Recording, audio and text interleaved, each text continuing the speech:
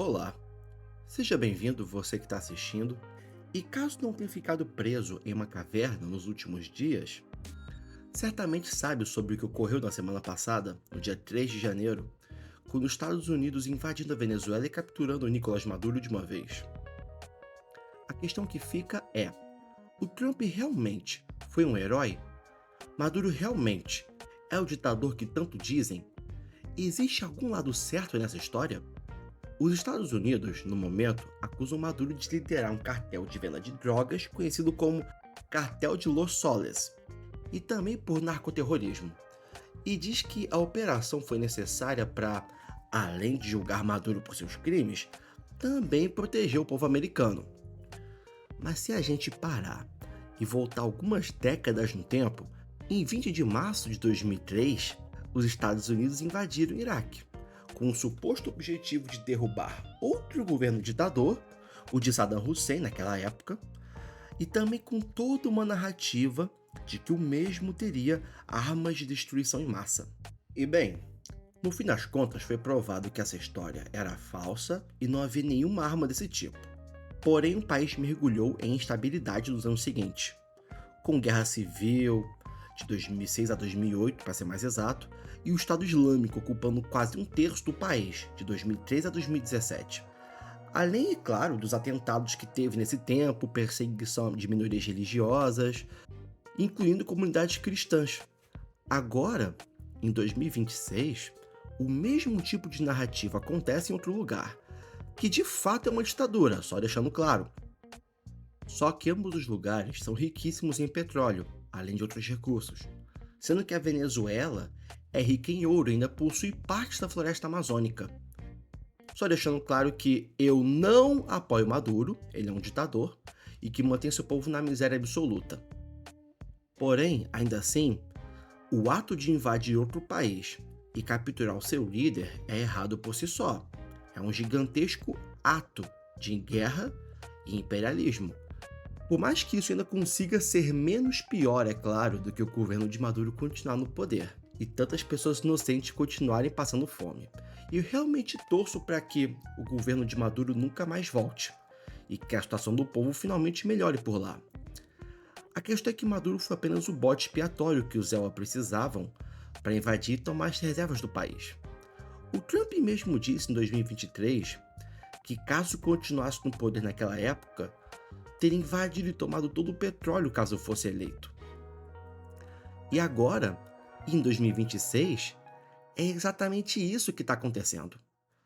O interesse nunca foi em capturar um ditador por tráfico de drogas e em libertar o povo venezuelano. Até porque, se fosse realmente isso, capturar o cara por simples tráfico de drogas, por que os Estados Unidos não fizeram a mesma coisa com a Coreia do Norte? A Coreia do Norte possui alguns dos maiores hackers do mundo, sendo responsáveis por roubarem 11 bilhões de reais em criptomoedas só em 2025, além de várias outras coisas, como fabricação e tráfico de drogas e armas para o Oriente Médio e outros países, coisa que foi dita por um ex-espião norte-coreano desertor que preferiu se identificar como Kim Kung-song. Com isso, dá para dizer, a grosso modo, que a Coreia do Norte é o único país que tem como atividade lucrativa o próprio roubo e o tráfico, o que é simplesmente impressionante. Uma coisa bem pior do que está rolando na Venezuela, mas olha no que deu. O Trump e o Kim Jong-un dando um belo aperto de mão e uma foto, uma troca de ameaças aqui e ali na época, mas só isso mesmo. Além do mais, a Coreia do Norte já deixou claro que eles possuem e testam armas nucleares o tempo todo, coisa que os Estados Unidos acusavam o Iraque em 2003. Mas ainda assim, até agora, o Kim Jong-un continua no poder, firme e forte. E meus pêsames ao povo norte-coreano, é o que eu tenho a dizer sobre isso. Mas voltando a falar sobre a América Latina, os Estados Unidos já disseram recentemente que a Colômbia e o México poderiam ser os próximos. Além de que, os Estados Unidos volta e meia acusam o BRICS de ser uma ameaça à economia norte-americana. Se eles fizerem isso agora, o que impediria os mesmos de futuramente tomar a América Latina? ou de colocar fantoches na presidência de outros países e espiões aqui. Mas espera um segundo. Eles já fizeram isso.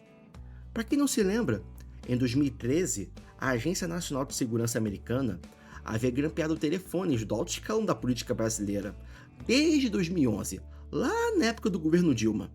Isso, é claro, segundo os documentos vazados no Wikileaks, cujo link também vai estar na descrição.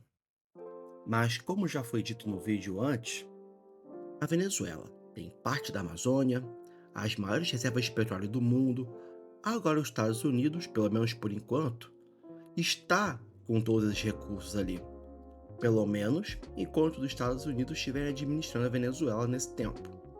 A questão é, com esse mesmo tipo de narrativa que eles usaram para invadir lá, eles podem fazer uma coisa bem parecida com outros lugares da América Latina, incluindo o próprio Brasil. Eu sinceramente não ficaria nem um pouco surpreso se eles resolvessem um dia invadir Brasília, tomarem um palácio e dissessem que estão tomando poder aqui para combater o Comando Vermelho.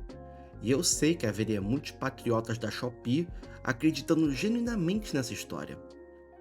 Os Estados Unidos já deixou bem claro desde o século passado, eles não se importam com o resto do mundo e vão usar o poder que têm para levar vantagem sempre que possível, a menos que haja algo que os impeça, como é o caso da Coreia do Norte, que além de armas nucleares, possui a China e a Rússia como aliados, logo ao lado.